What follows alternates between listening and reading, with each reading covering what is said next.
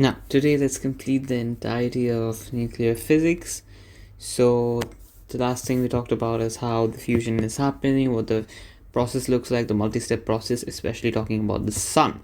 Now, nuclear fission, what is that? As told before, it is the breaking up of large atomic nuclei into smaller nuclei, right? Splitting of a large atomic nuclei. Good. Now, what are the conditions for this to happening? The nuclei should have a high mass and be less stable. That is heavier than iron, because ultimately fission will take place to reach to a stable element, or stable nuclei, right? And the stability indicates that in any process, be it fish or fusion, in both cases, ultimately the end product after multiple steps, after multiple such processes, would be iron, ideally, right? Theoretically speaking. And that is what really happens in a probabilistic view. That is to say, the higher amount of compound at the most stable state would be iron, the last step or the last amount to form naturally. Okay, so what is the process? After the nucleus gets hit by a neutron, it splits into two or more daughter nuclei. We say when one nucleus splits into two separate nucleus, we call each of these individual nucleus that formed daughter nuclei, right? Now, neutrons are also emitted from the fission, fair enough, and these neutrons can hit other nuclei, continuing fission, causing a chain reaction until all the unstable nuclei goes through fission or is stopped by neutron absorber. What am I talking about over here? If you look and pay attention to the entire process of fission, we are shooting a single neutron, and that's hitting the entire uranium atom, or the uranium nuclei to be specific, and that nucleus is separating into two daughter nuclei, one krypton, one probably barium, and along with that it releases a lot of energy. Why do you think? Because the mass of this is going to be greater apparently compared to the mass of all of these combined, and there is energy released. And to you this may be a bit unintuitive.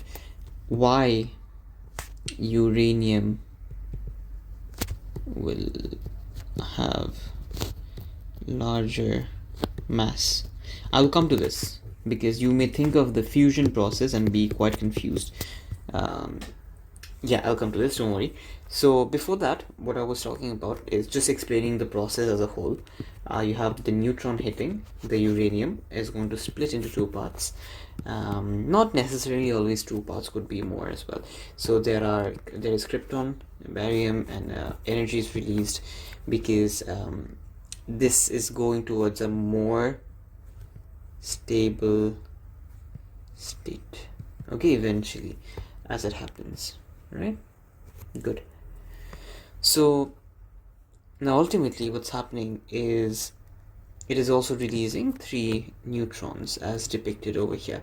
And what I was going to say is, you see these three neutrons being emitted, right? So these three neutrons can now hit three more uranium nucleus. Okay, so this process repeats again. So now there is three more neutrons which can hit three separate uranium nuclei, and this fission process continues, most likely forever, right?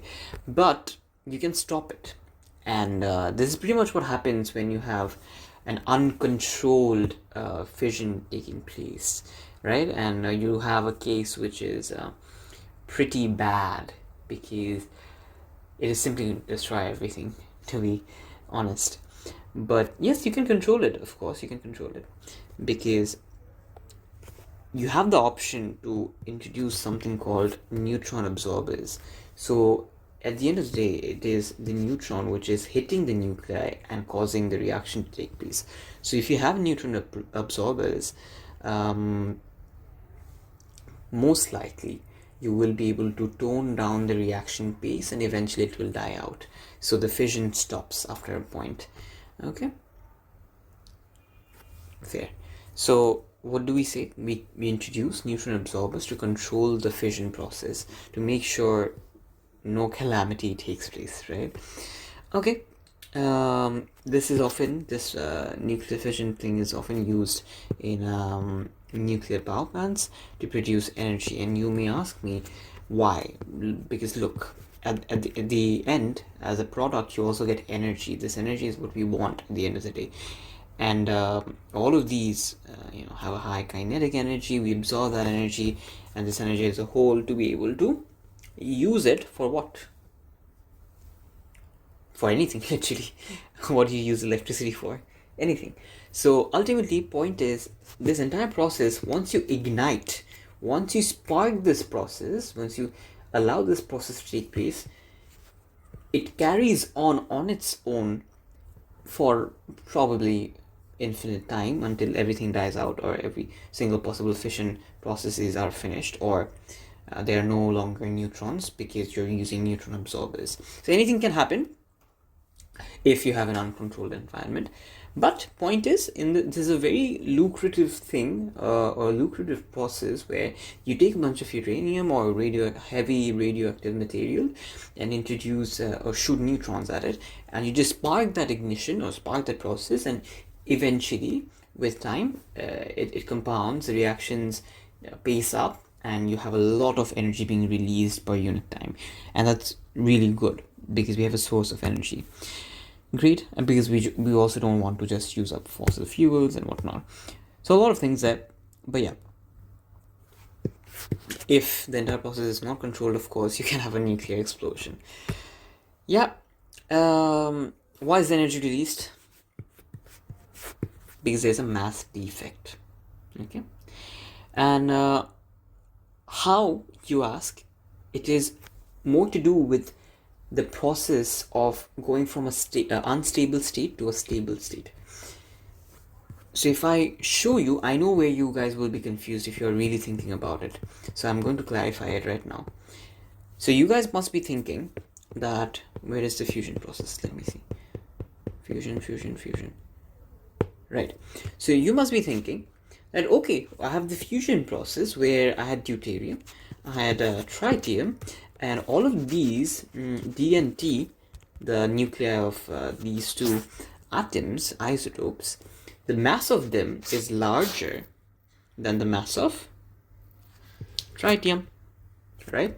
So, the cumulative mass of deuterium, tritium is larger than the mass of everything on this side, that is neutron plus whatever this is, helium. So mass of deuterium plus tritium is greater than mass of helium and neutron.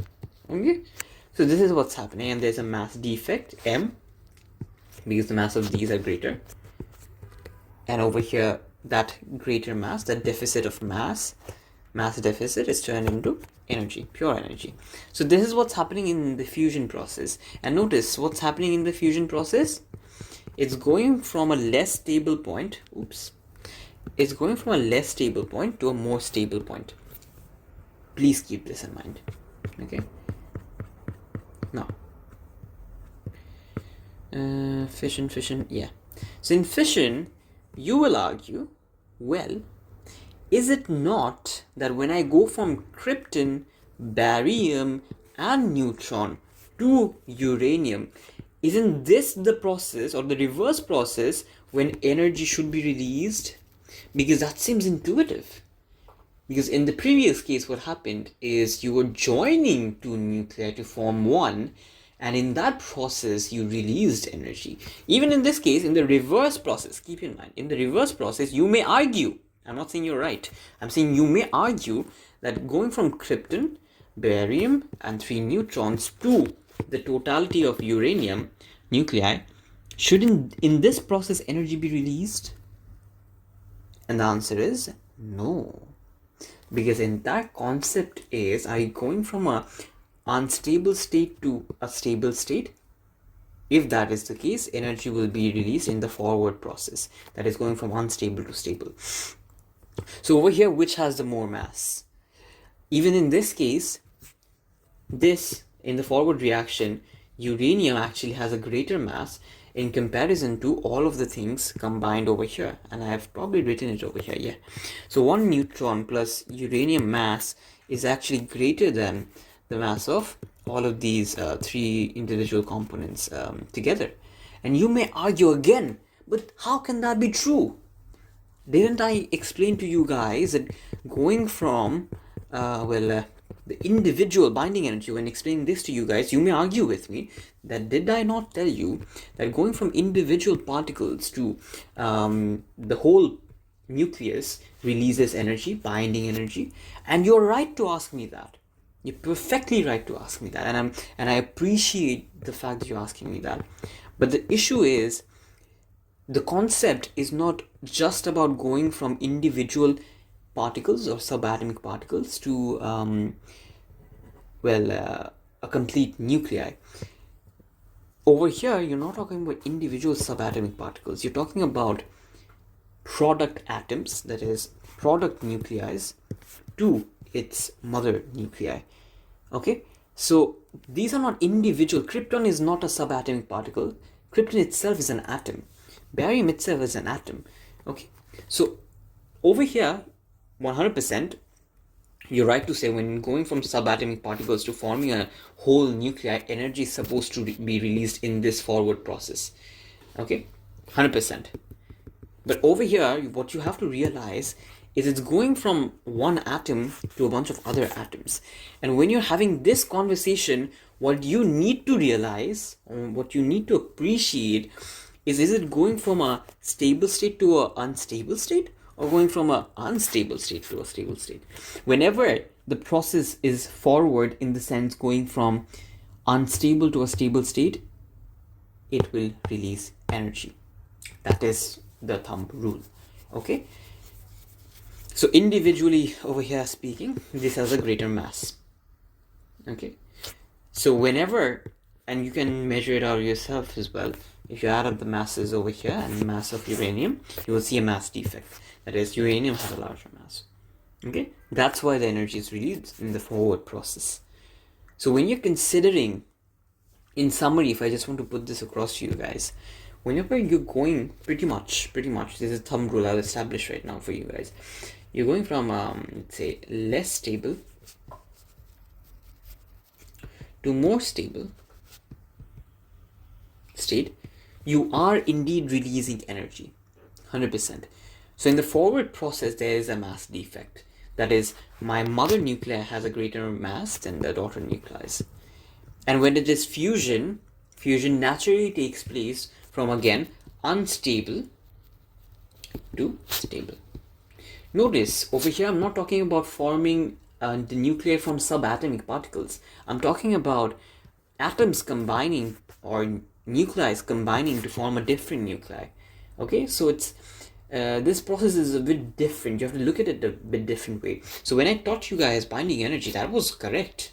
So whenever you bring in subatomic particles itself from infinity to combining them in a nuclei, 100% is going to release energy. Okay, so that is true, that holds true. But in this process, understand you're dealing with atomic nuclei and combining them. So anything can happen over here, depending on if my reactants are stable or not stable. Hopefully I have established a very important point in your mind, because this is somewhere, especially people who tend to think about it when learning, will 100% argue about it or get confused about it. Okay, so this is why I feel it's important to clarify this. Okay, hopefully I've answered this question. If you still do, let me know. If you still do have a question, let me know. Okay, so this is a calculation you have to do, by the way. These are sort of calculations in the fission process or in the fusion process. They will ask you how much energy has been released, and you have to be able to figure it out. By the way you do it is E is equals to mc squared, where m is the mass defect. Okay, and c is the speed of light. Right, I've just talked about this.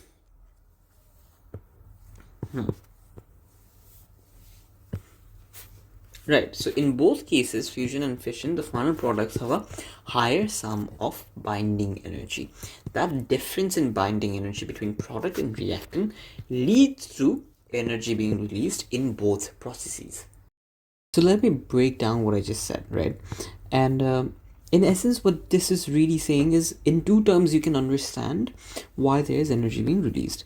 In one way, you can say there's a mass defect because there's more mass here, less mass over here, and due to that, that mass defect turned into del mc square, which is essentially energy, right? So this is what's happening in one POV. The other POV to look at is in terms of binding energy, which I just read. So you could say, and which is true, that the binding energy of this krypton and binding energy of barium is greater than the binding energy of uranium. So if I had to put that into a statement, I would say, well, the binding energy, sum of binding energy of Kr and barium is actually greater than the binding energy of uranium. Okay, so this essentially shows that whatever the excess binding energy is the energy over here released. Okay, that is why you have this energy component on the product side. So essentially what's happening is in any natural process of fusion and fission, the binding energy of product is greater. Actually, I'll rephrase. The sum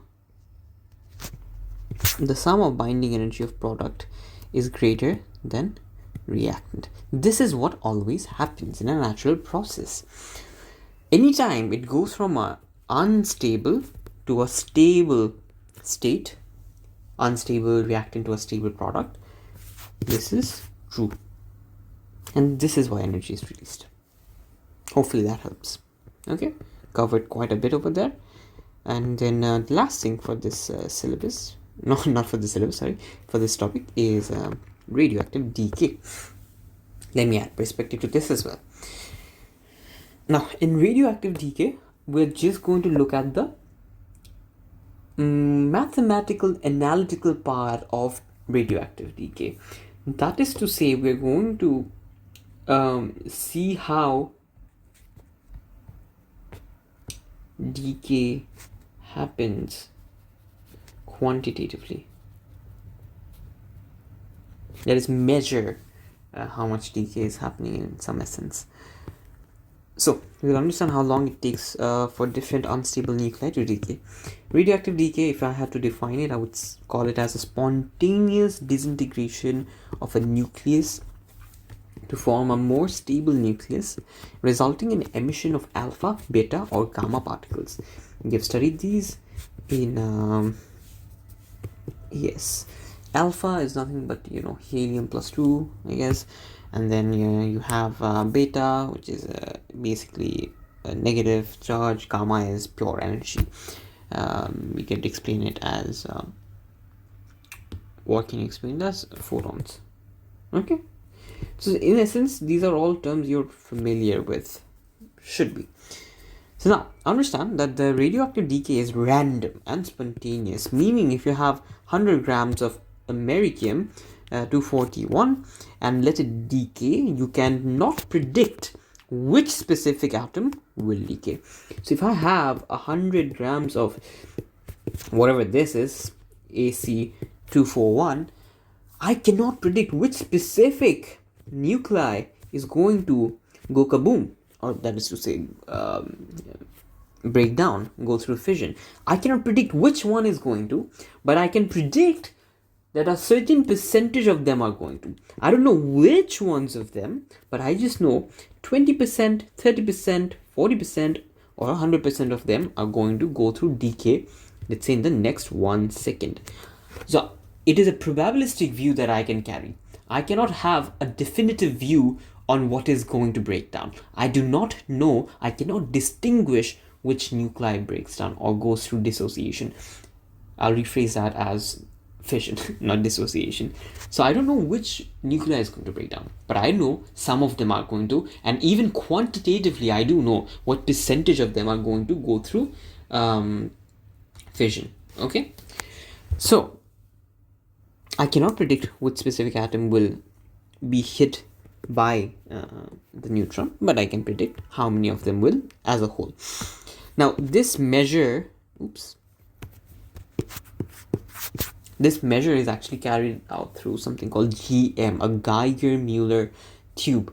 What this does is it counts how many nuclei is going through fission every second. How does it count that?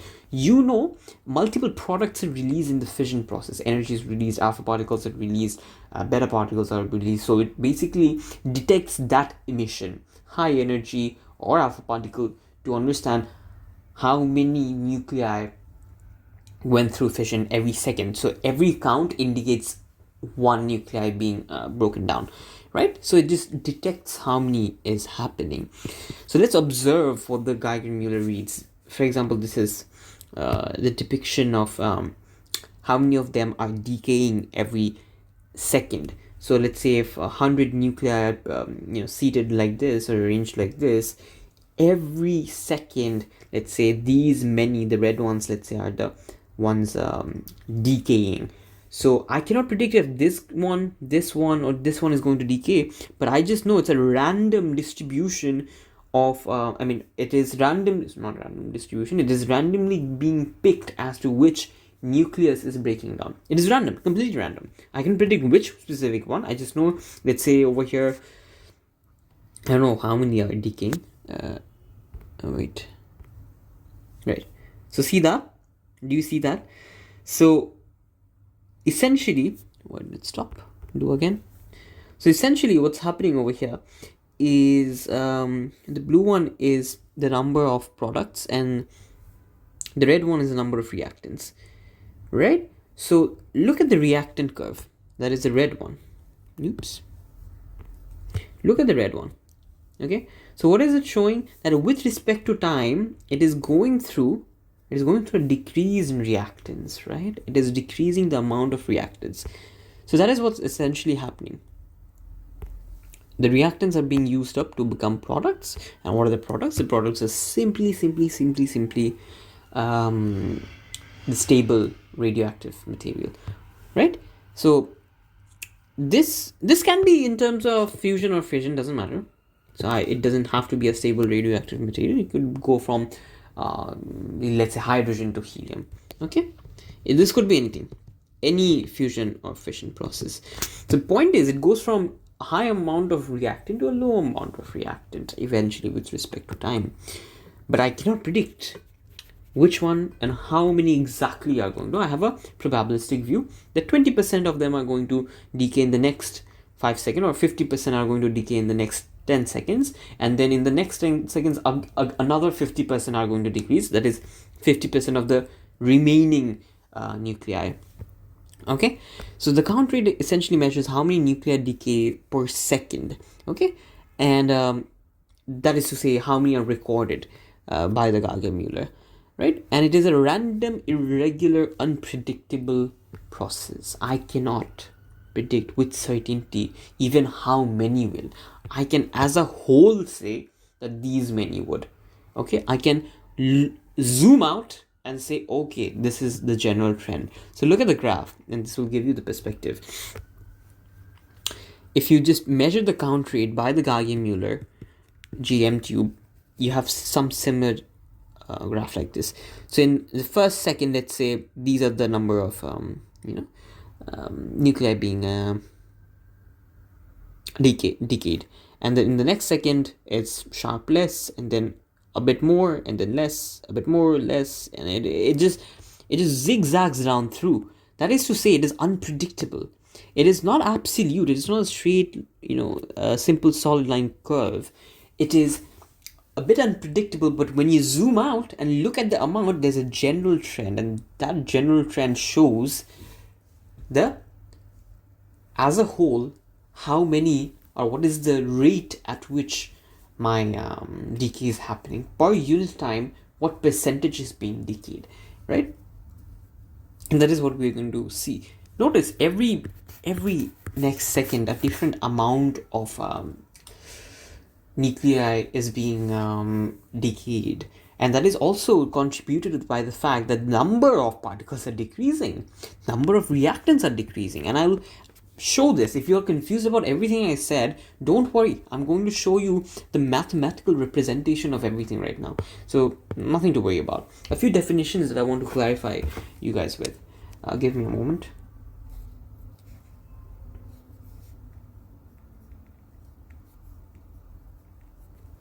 Right.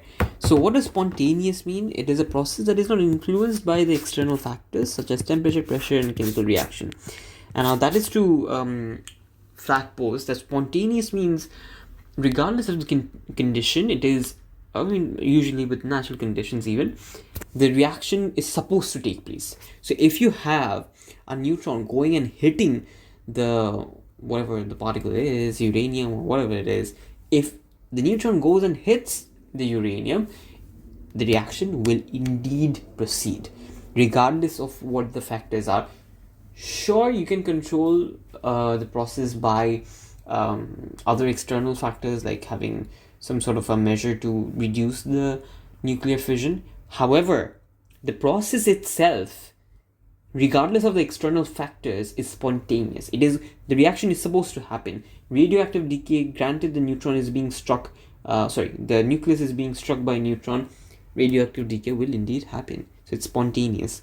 It is supposed to happen the instant it's being hit. Random means the exact time of decay of a nucleus cannot be predicted. I don't know if I choose nuclei A, I don't know when this is going to decay. It could be the last nucleus to decay. I don't know that. But I can predict that as a whole, from a group of nuclei, a percentage will decrease or go through reaction every 1 second. That is something I can predict from a statistical viewpoint when I zoom out and look at all the data. Okay, even though decay is random, all nuclei have a constant probability of decaying. That is same chance of decaying in a fixed period of time. So when I zoom out and look at all the nuclei, I say that, let's say every 1 second, the statistics is, every 1 second, 20% of the nuclei remaining decays.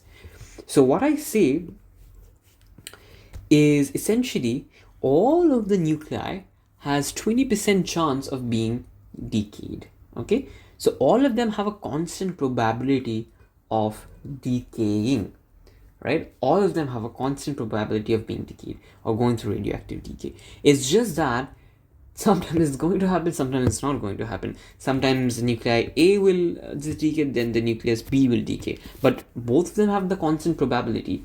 If I'm saying 20% of the nuclei is decaying, this is my box and these are all the nuclei inside, right? I just know some 20% will decay. Now the 20% may be like a few here, a few here, a few here, here. I cannot predict which one. I just know all of them, from all of them, 20% will.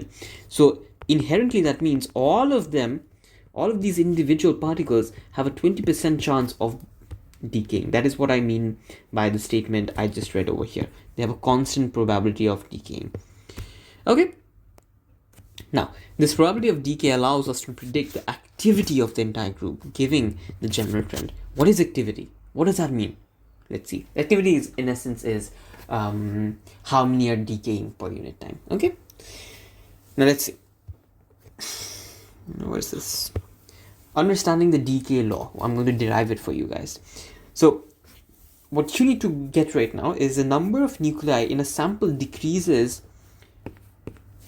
the number of nuclei decaying per second. Okay, so if I have 100 nuclei, then if I have a 20% chance of 20% decay rate, then in the first second only 20 nuclei will decay. Now I'm left with 80 nuclei left to decay. Now from these 80 nuclei, again 20%, so 16 nuclei will decay, right? So number of nuclei decaying per unit time, number of nuclei decaying per unit time or per second will change or decrease based on the number of nuclei in the sample left. So the total number of nuclei or reactants left determine the activity. That is to say, determines how many nuclei is being or going through radioactive decay per second, right? So that is what we're going to observe again. I'm going to show this same example ahead. So yes, the probability of decaying remains constant. So number of nuclei, if decreases, the rate will also decrease. And I'll show this to you with an example. Initially, if you have the exact same example I led you guys with, so if you initially have 100 nuclei and each nuclei have a probability of 1 by 5 per second, that is in essence obviously 20%. Yeah, so there's a 20% chance of every nuclei decaying, right? So in the first second, how many do you think will decay? Obviously 20, because 1 by 5 times 100. And 20 decays in the first second out of the 100 nucleus left. Now these leaves you 80 nuclei. Very good, no problem. And in the next second, you will have 80 nuclei left as the reactants. Now again, 1/5 of this will be 16 nuclei. Make sense? Now this leaves you with 64 nuclei, right? Now again, 20% of 64, that will in essence be, well, 32 plus 8, is it? No, 12 plus 8, 20, I'm guessing. Yeah, probably something along the lines of 20. Will not 20, is it? You know what, I should do the calculation. So 128 divided by 2 plus 100 places, it should be around 12.8 if I am not wrong. So around, again, from 64, if 20% of them decrease, that is to say 20% again decays from it, you'll have around 12.8 if I'm not wrong, 12.8 nuclei going through decay. So then ultimately you will be left with whatever the subtraction is like. So this is essentially what's happening per unit time. A certain number of nuclei is going through nuclear decay every unit time, and that number is decreasing as the sample size decreases or the reactant size decreases. Initially, that is to say, you had 100 initially, then it became 80, then it became 64. So the number or the rate also does decrease, going from 20 to 16 to 12.8 if I'm not wrong. So notice that as the sample size decreases or the reactant size decreases, the rate, this is the rate. How is this the rate, you will ask me? Rate essentially is number of nuclei decaying per unit time. So rate is decreasing. How many nuclei is going to decay per unit time? Great. Now this, we can formulate a formula using this information. So initially you had 100 nuclei, and then in the next 1 second you had 80 nuclei. So what is the ratio between n1 and n2?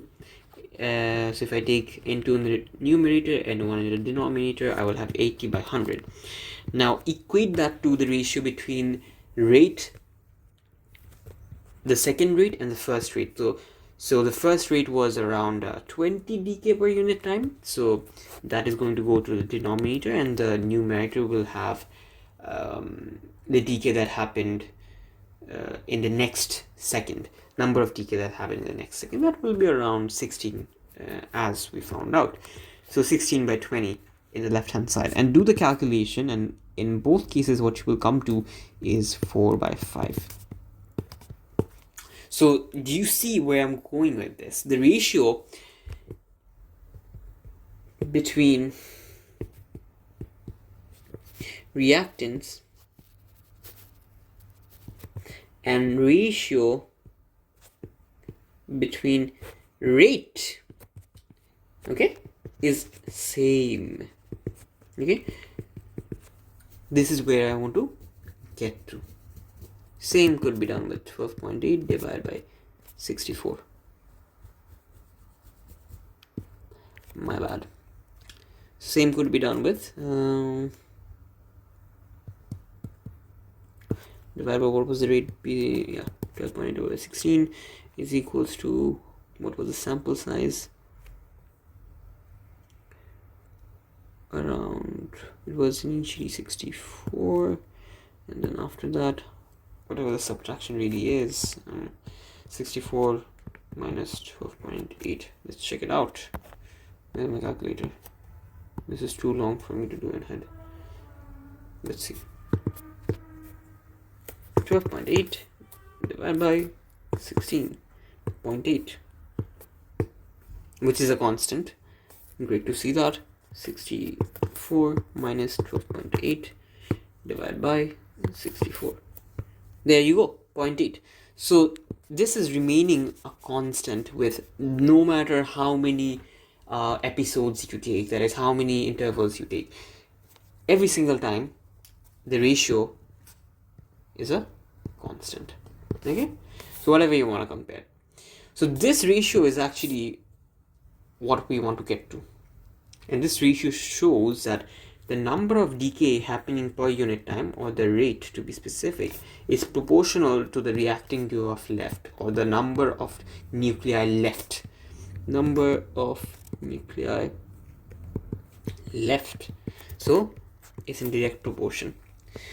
So now I can define what is called essentially the activity. The activity is defined as number of nuclei going through decay per unit time, that is rate of decay. That is the simple definition of activity. So we can say that the activity in essence is proportional to number of nuclei left, because this is A and proportional to N. Okay. Now, to remove the proportionally sign, you always have to introduce a decay constant. You have to introduce a constant, and in this case, we call that constant a decay constant. Alright? Great. So, lambda, and we're going to write it as A is proportional to N. If you remove the proportionality sign, it is going to be lambda N minus. And why is it minus? Because essentially it is reverse relationship, because number is decreasing per unit time. So with time, number of nuclei decreases, but it is not really important because it doesn't affect your calculation, because there's no addition multiplication over here. You're multiplying or finding ratios between stuff, so it doesn't really affect your calculation. So it's okay to write with a minus sign, which makes sense because it is a decrease with respect to time. That is why we have the minus sign introduced. Okay, both activity and obviously number of nuclei decreases with respect to time. But yeah, so we do formally write minus sign in front. Now, what is the unit of activity? In essence, it makes sense that it is number of nuclei going through decay per unit time, but we can attach a unit to it, and that is becquerels. And becquerels basically is 1 decay per unit time, or 1 decay per second. Great. Now, as it says, if you do have your decay constant higher, then your activity will be higher. And just so that you guys don't get confused about decay constant, it is simply a way to view the probability. That is, the calculation we did over here. What calculation did we do over here? We consider 20% decay happening at every instant, right? So 20% is essentially being represented by the decay constant, and how it's being done, I'll show you. So that constant remains throughout the entire process, right? So over here, when I was finding the ratio, what did I find out? 0.8. Here 0.8, here 0.8, and in the next episode, in the next instant, I took out the, rate 3 divided by rate 2. And even in this case, what did I find? 0.8. So that is remaining constant throughout however many half-lives you go through. So the decay constant is a constant, and if you change that, then obviously the activity will change. And if you want to understand that even more intuitively, understand this. If instead of 20%, instead of 1 by 5, I had 1 by 10 or 10%, right? So the number of nuclei decaying per unit time will decrease. In the first second, it would be 10 decay, and in the next, it will be less than that, so on and so forth, right? So point is, at the end of the day, as the decay happens, it is being affected by the decay constant. So activity can decrease or increase with respect to the decay constant. Okay? So if you increase the decay constant, that means a higher amount of activity per unit time. Does that make sense? I mean, intuitively it should. If you have, instead of 20% decay, you have 80% decay, then in the first second, the activity would be 80 nuclei per unit time. And the next second, it would be however many is left. So 20 would be left, and 20 times 80, so about 16 would decay in the next second, right? So this is quite intuitive. This makes a lot of sense, I guess. So if you have your decay constant high, activity is also higher. Now I can also add that to perspective, that is to say mathematically. Let's find out what the decay constant really is. I told you guys that it is expressing the probability by some sense, so I'll show that to you as well. So in essence, this is the equation that we have. Activity is equals to minus lambda n. Activity is essentially dn by dt. So this is what you have. So if you make lambda the subject, what you have, take it to the other side, bring dt by dn on the left hand side. Yeah. So what you will have is lambda is equal, so you don't need to consider minus, it doesn't really do anything. So lambda is equals to essentially n times dt by dn. So now let's consider this part, n and dn, as I did over here. So consider that part, and it will give you n by dn. Did I do a mistake? I did not. Wait. So dt by dn. Oh, right. I did do a mistake. Oops. So dn by dt is lambda n. Dn by dt times 1 by n is lambda. Now that looks good. So from this, where do I go? Lambda is equals to dn by n times dt. So I'm just combining these two terms into one expression, that is this, and then having dt on some other side. Okay, 1 by dt, my bad. So this is what you have ultimately. Okay, and what does the lambda express then? So lambda is expressing the change in the decay, number of decay, with respect to how many nuclei you initially had. So the ratio of that times 1 by dt. So essentially per unit time. So if I had to turn this into a more intuitive expression, I would say lambda is simply dn by n is essentially the probability. So how much change of nuclei I have divided by the initial nuclei amount. So that essentially gives you the probability. So if I have from 100, the change is 20 nuclei, so 20 by 100 is what? The probability. 20%. That is the probability. So dn by n, I can say, is probability per unit time, del t. So what is this? Probability of decaying per unit time, and the unit of this is S inverse, because time in the denominator. So does this make sense? Decay constant stays a constant. Does the expression hold that truth? Yes, it does, because indeed per unit time the probability remains same. Per unit time, the probability, if initially was 20%, it will remain 20% per unit time. Does not change. And you have to appreciate that. You have to understand that. So that is how it works. Okay? That is why we have something called a lambda. Okay? Hopefully it makes a lot of sense to you guys. Okay? Now. Graphs for radioactive decay. Let's see how we can affect our decay ratios. Okay, Give me a moment, please.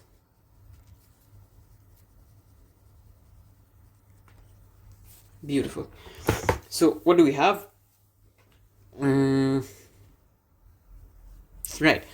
So as the number of nuclei decreases, the decay rate also decreases. The same proportionality. A is proportional to number of nuclei left. So the sample, whatever number of nuclei you have, decreases slower with respect to time. That is, a gradient decreases. Let's have on the y-axis the number of nuclei left in the sample. So initially you start off with, let's say, 100, and then it keeps decreasing. And then on the x-axis you have time. Okay? As time proceeds, the number of nuclei decreases. So at the start you have 100, then it keeps decreasing. What does a lower gradient mean? That means this lambda is small. So the decay happening is at a lower rate per unit time. And the steep one that you have is essentially the one with high lambda, that is high decay per unit time. So it just decays very fast. Now, this is where things get interesting, and you also need to know this. Very important, because you have to do calculations. So let's say at the start you have n naught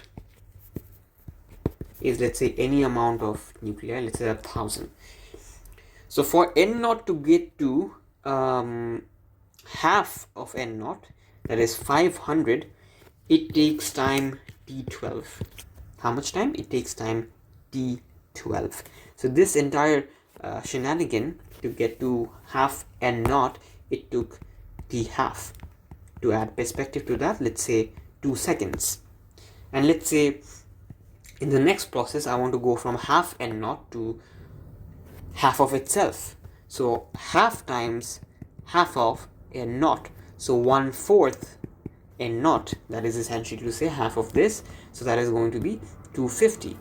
And what is surprising is, even during this process of becoming half again, the time required was 2 seconds. And let us see that in the graph itself. Okay? So when you're going from n naught to half n, so 1,000 to 500, notice the time required is actually t half. That is, let's say, 2 seconds. Now going from half of n naught to quarter of n naught, that is half times half of n naught, let's see how long it takes to get to this, that is 1/4. How long did it take? Let's see. Again, t half.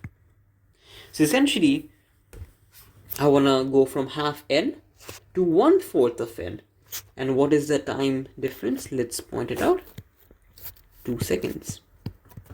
Now do this again. From 1/4, I want to get to 1/8, because half of 1/4 of n naught is 1/8 n naught. So from this, I want to get to, so 1/4 of n naught, I want to get to 1/8. This is where I mark, and I extend this, and I get to this. So again, notice the time difference. Extend to the x-axis, extend to the x-axis. What am I saying? X-axis. So the difference over here, the time, is again 2 seconds. So the beauty of this entire process is half-life remains a constant. Okay. What does half-life mean? Time taken to reach half of its initial sample size. I just made that up on the fly, so just to explain to you guys, there are better definitions which I have written, and I guess we'll show it to you later. But yes, so the half-life remains constant, and this entire graph can be expressed as an expression. That is to say, if I want to find the number of nuclei left at any given time, how do I do that? I use the help of this expression. That is, n is equals to n naught, the initial, very, very initial number of nuclei you had, times e to the power of negative lambda times t. This time is basically time from the start of experiment to end, that is start of decay to end. Lambda is the probability constant, and E is basically describing the shape of the graph. It is inverse of, negative e to the power negative x curve, typical. That is why you have E over here. So this expression is giving you at any given time, what is the number of nuclei left. Got it? So great. Number of undecayed nuclei is equals to initial nuclei times e to the power of negative decay constant times time. Okay? Good. Great. Now, how do we derive this? This is extra. It is not in your syllabus, but I would be more than happy to teach this to you guys. What we do know is dN by dt, which is activity, is equals to minus lambda n. Activity is equals to minus lambda n. Great. So essentially 1 by n times dn is equals to minus lambda times dt. I have done a bit of rearrangement where I brought this here and took the dt on the other side. Are you with me till now? Hopefully you are. Now you have this is integration. Integration is maybe in your syllabus. I mean, you have done in pure math, you should be able to do this. So now let's integrate both sides. You have n with respect to small change in dn, and you have no time component, but with respect to small change in time. So essentially I'm going to integrate both sides, and what I get is over here ln n. Okay, so the first derivative of n is 1 with respect to n. So if you have the derivative of the denominator on the numerator, you can use this expression, that is ln function. So that is a given. I would expect you to know that, because essentially if you do let's say take a derivative of something such as that, that is to say, if you take a derivative of ln of n, what do you end up with? You end up with 1 by n times derivative of what is inside, that is 1. So if you have ln of x squared, what would this become? It would become 1 by x squared times x. Okay, so essentially it would also technically become 2 of x. Okay, yeah, makes sense. So essentially it would ultimately become 2 by x squared. I mean 2 by x, of course. So yeah, so again the integration of this would ultimately should give you the ln x squared, right? So this is how the entire ln thing works, right? So if you integrate a function or an expression where the derivative of the denominator is in the numerator, you can use this relationship.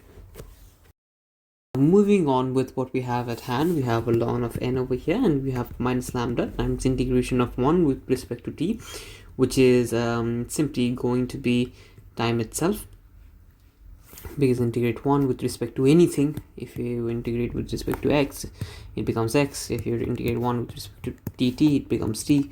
So integrate a constant, it becomes whatever the function you're integrating with respect to. So essentially it is minus lambda t and integration constant from either side.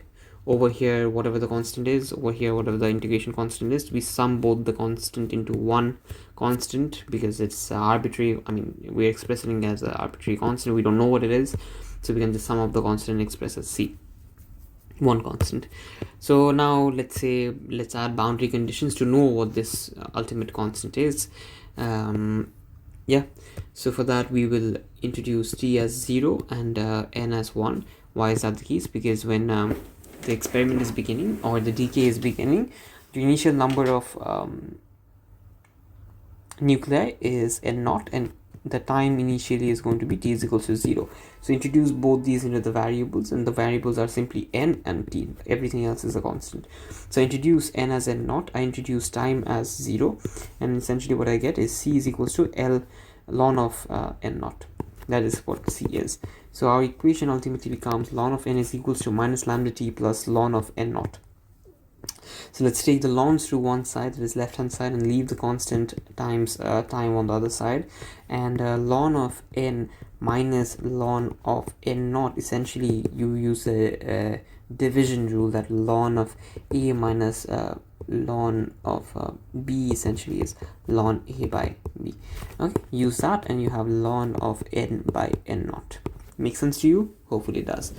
And once you have this expression, you've reached this expression, then we can now add e to the power in both sides. So I'm raising both the expression to the power of e on either side. I can do that. That is mathematically possible. So I'm doing that, and what I am left with is e and ln cancels itself. So e to the power ln of anything inside gives me whatever is inside the ln function. So e to the power of ln basically cancels each other out, and whatever the expression is left drops down as the main expression. So e to the power ln cancels out, and you're left with n by n naught. And over here you raise the lambda times time variable to the power of e. So you have e to the power minus lambda t, and now you make this the subject, that is n, make n the subject, and you're left with n is equals to n naught times e to the power minus lambda t. So there you go, you have the equation shown, and if you have to plot it, n with respect to time looks like this, and this whatever is over here, the mirror image with respect to y is equals to half n naught, right? So this mirror image, this red one, essentially shows the products. Products initially are 0, and it is increasing with respect to time. So it is basically 1 by 1 minus n. Okay, right? Makes sense?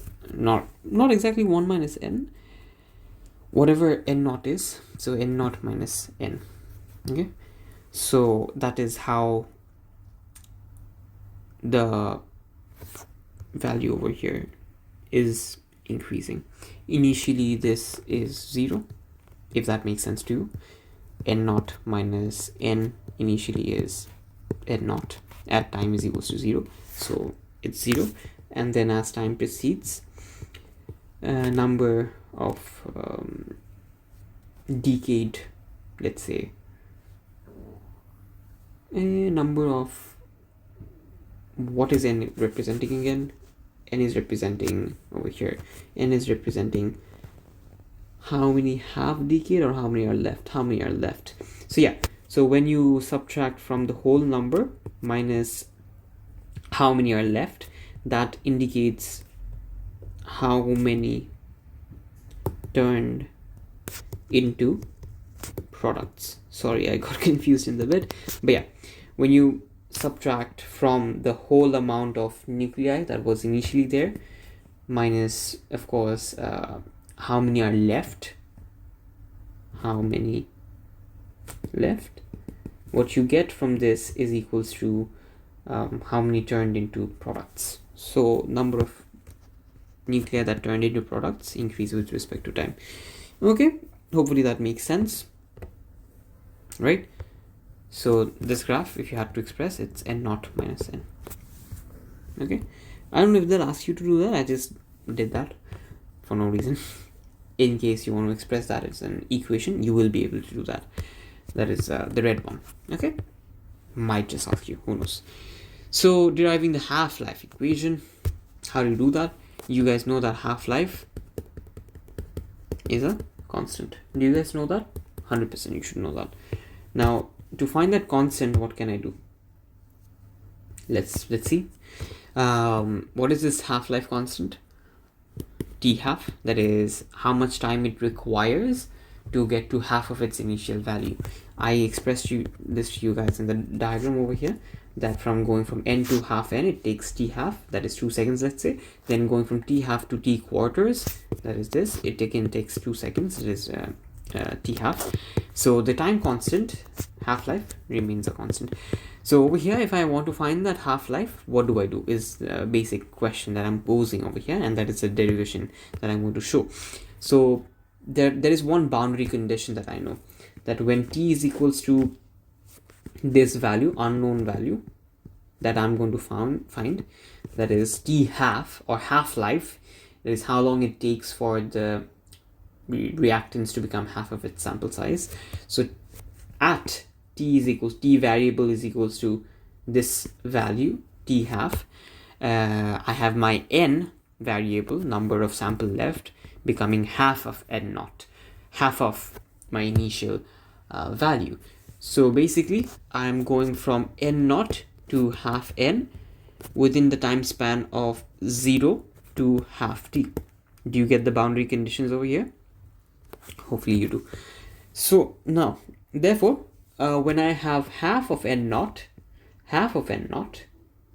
it is going to equal to n naught times e to the power minus lambda times half-life.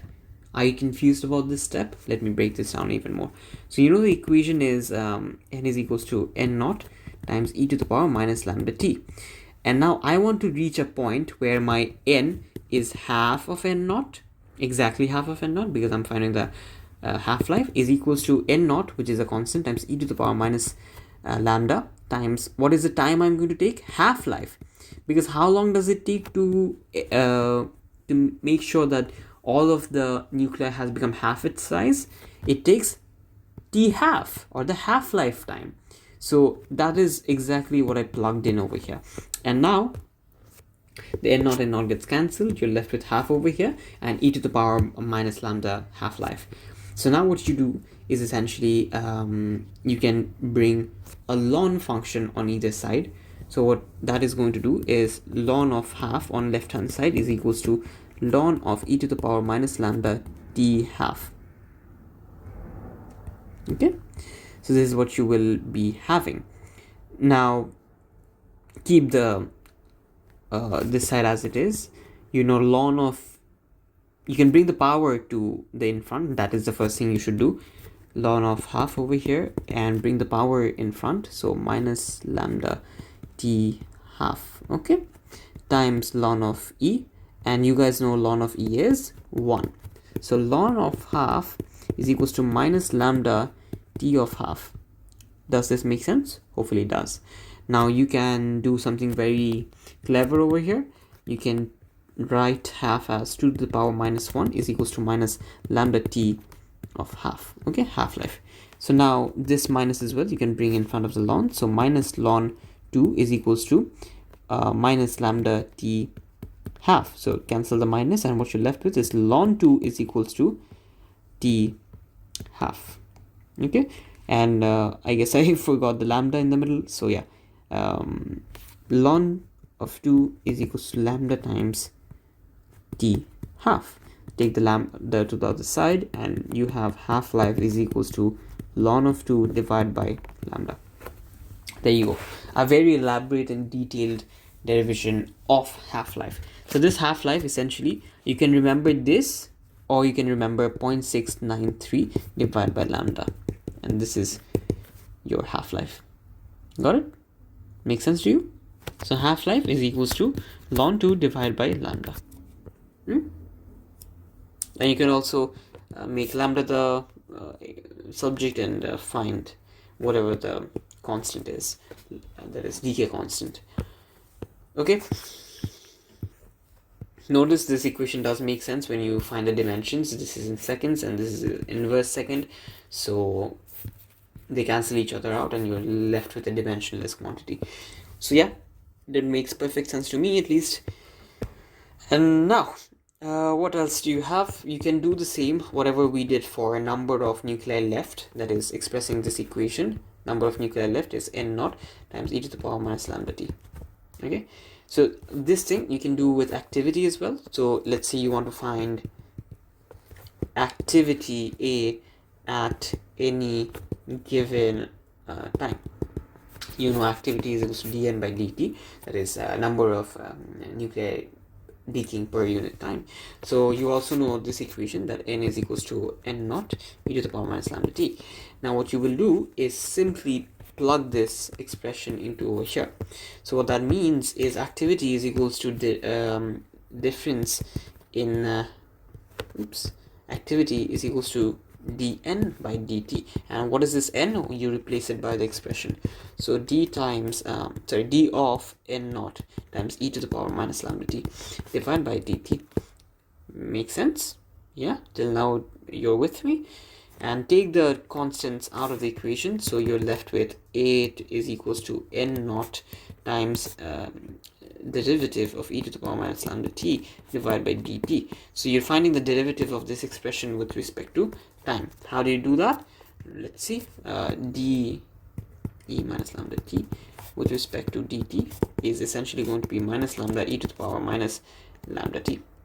Does that make sense to you? Hopefully it does. So this is what you have, and essentially minus n naught times lambda. You know what that is? You know what that is? That is the maximum activity that you have, a naught. Okay, how does that make sense? Activity is equals to minus lambda n, and when your n is maximum, or n naught, your activity is also maximum.